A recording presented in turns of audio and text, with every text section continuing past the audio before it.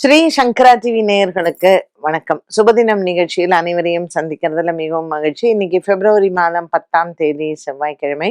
இந்த நாளுக்கான 12 ராசிக்கும் பலன் மற்றும் பரிகாரத்தை பார்க்கலாம். அதைத் தொடர்ந்து நமக்கு ஒரு கேள்வியும் உண்டு. மேஷ ராசி நேயர்களுக்கு இன்னைக்கு அஸ்வினி நட்சத்திரக்காரர்களுக்கு சந்திராஷ்டமம். சந்திரன் இன்னைக்கு விருச்சிக ராசியில சஞ்சாரம் செய்கிறார். ஸோ முக்கியமான விஷயங்கள் முடிவெடுக்கணும்னா ஜென்ரலாவே செவ்வாய்க்கிழமை பண்ண மாட்டோம். அதனால இன்றைய நாளில் இதை தவிர்க்கலாம். இன்னைக்கு நவமி திதியும் கூட. அதனால ஒரு நல்ல துர்க்கை ஆலயம் ராகு காலத்துல பிரார்த்தனை பண்ணிக்கிறது மேஷராசினியர்களுக்கு நல்லது. ரிஷபராசினியர்களுக்கு இன்னைக்கு கொஞ்சம் குழப்பங்கள் இருக்கும். மற்றபடி பெரிய அளவுக்கு பிரச்சனைகள் அப்படின்லாம் எதுவும் கிடையாது. இன்னைக்கு பங்கு சந்தையின் முதலீடுகள் லாபத்தை தரும். ரிஷபராசி அன்பர்களுக்கு இன்னைக்கு உற்றார் உறவினர்களால் சில நன்மைகள் நடக்கும். இந்த தன லாபமும் பண வரவும் உங்களுக்கு நல்ல ஒரு மனதில் மகிழ்ச்சியை கொடுப்பதாகவே இருக்கும். புதிய முயற்சிகள் வெற்றிகள் உண்டு. மிதுன ராசி நேயர்களுக்கு இன்னைக்கு நல்ல ஒரு ஜாக்பாட் டே அப்படின்னு சொல்லலாம். தன லாபங்கள் நிறைந்த நாளாக இருக்கும். இந்த மாசம் என்னடா பண்றது, நமக்கு கடன் எல்லாம் இருக்கே, எப்படி இதை சரி செய்ய போறோம் அப்படிங்கும்போது இன்னைக்கு உங்களுக்கு செவ்வாய் பகவான் கை கொடுப்பார். அதே மாதிரி இன்னைக்கு செவ்வாய்க்கிழமை நவமி திதியும் கூட. மிதுன ராசி நேயர்களுக்கு நல்ல ஒரு பண வரவு உண்டு. கடகராசி அன்பர்களுக்கு இன்று மனதளவில் இருக்கக்கூடிய குழப்பங்கள் தீரும். ராசிநாதன் சந்திரன் நீச்ச பலம் பெற்றிருக்கிறார். ஸோ இன்னைக்கு ஒரு நல்ல முடிவு எடுத்தே ஆகணும் அப்படிங்கிற மாதிரியான ஒரு சில விஷயங்கள் நடக்கும். இன்னைக்கு உங்களுடைய சகோதர சகோதரிகளினாலும் வெற்றிகள் அடைய வாய்ப்புகள் உண்டு. குடும்ப விஷயங்களை பேசி முடிக்கலாம். சிம்மராசி அன்பர்களுக்கு இன்னைக்கு கேது இந்த ராசியில இருக்கிறது உடல் ஆரோக்கியத்தில் சின்ன பிரச்சனைகளை கொடுக்கும். மருத்துவ செலவுகள் வரலாம். ஒரு சிலருக்கு அறுவை சிகிச்சைகள் போன்றவற்றிலும் இந்த நாளில் ஏற்பட வாய்ப்புகள் உண்டு. சிம்மராசி அன்பர்களுக்கு இன்று ஒரு சில குழப்பங்கள் இருந்து பின்னர் தீரும். கன்னிராசி நேயர்கள் இன்று மற்றவர்களிடத்தில் வாக்குவாதங்கள் இல்லாமல் பார்த்து கொள்ளவும்.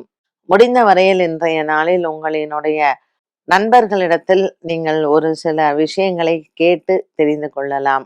முக்கிய முடிவுகளை எடுப்பதாக இருந்தால் பிறரின் ஆலோசனை கேட்டு செய்யவும். துலாம் ராசி நேயர்களுக்கு எண்ணிய காரியங்கள் கைகூடும். பாக்கியத்தில் இருக்கக்கூடிய குரு பகவான், 2ஆம் இடத்தில் இருக்கக்கூடிய சந்திரன் துலாம் ராசிக்காரர்களுக்கு இன்று வெற்றி செய்தியை கொடுப்பார். புதிய கடன் முயற்சிகள் மற்றும் வியாபாரம் சம்பந்தப்பட்ட விஷயங்களில் நீங்கள் எடுக்கக்கூடிய முடிவுகளுக்கு வெற்றிகள் உண்டு. பெற்றோர்களின் உடல் ஆரோக்கியத்திலேயும் முன்னேற்றங்கள் வரும். விருச்சிக ராசி நேயர்கள் இன்று ராசிநாதன் செவ்வாய் அனுகூலமாக இருப்பார். நண்பர்களிடத்தில் சில வாக்குவாதங்கள் வரலாம். நண்பர்களிடத்தில் பணம் பட்டுவாடா கொடுக்கல் வாங்கலில் ஏமாற்றங்கள் வருவதற்கு வாய்ப்புகள் உண்டு. விருச்சிக ராசி அன்பர்களுக்கு இன்று பெரிதளவுக்கு மனக்குறைகள் இல்லை என்றாலும் நண்பர்களால் வரக்கூடிய பிரச்சனைகளால் மன வருத்தம் ஏற்படலாம். தனுசு ராசி நேயர்கள் இன்று பிரயாணங்கள் வருவதற்கு வாய்ப்புகள் உண்டு. இந்த பிரயாணம் உங்களுக்கு சாதகமாக அமையும். 4ஆம் இடத்துல இருக்கக்கூடிய சனி பகவான் மற்றும் 7ஆம் இடத்துல இருக்கக்கூடிய குரு பகவான் அனுகூலமாக இருப்பார். இந்த தனுசு ராசி அன்பர்களுக்கு இன்று நண்பர்கள் மூலமாக ஒரு சில நற்செய்திகளும் காத்திருக்கிறது. மகர ராசி நேயர்களுக்கு மனக்குறைகள் இல்லை. குடும்ப பாரங்கள் அதிகரிக்கலாம். இருந்த போதிலும் அது சுகமான சுமையாகவே அமையும்.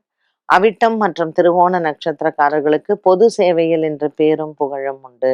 அலுவலக ரீதியாக உங்களுக்கு நல்ல ஒரு உயர்வும் இடமாற்றமும் கிடைக்கும். கும்பராசி நேயர்களுக்கு மனதில் குழப்பங்கள் இருந்து பின்பு மறையும்.